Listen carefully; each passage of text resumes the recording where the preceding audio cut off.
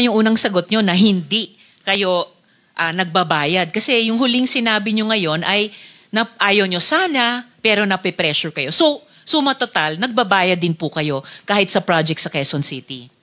Labag po sa kalooban po namin, pero ano po, kasi magkakaroon po ng problema po ang collection po namin at saka yung mga projects po namin. So labag sa kalooban nyo, pero dahil gusto nyong makakolekta, dahil ayon sa inyo hindi daw kayo makakakolekta kung hindi kayo nagbabayad. Again, suma total, Mr. Chair, nagbabayad pa rin kayo. Labag po sa kalooban namin, Your Honor.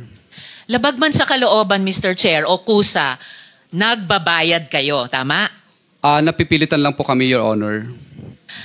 Pwede bang palitan yung verb? Wag na yung labag o napipilitan. Nagbabayad kayo, tama? Kinukuha po nila sa amin, Your Honor, yung... Mr. Chair, Hindi naman kayo hino-hold up, I think Mr. the question Chair. of Senator Risa is only answerable by yes or Senator no. Estrada is recognized.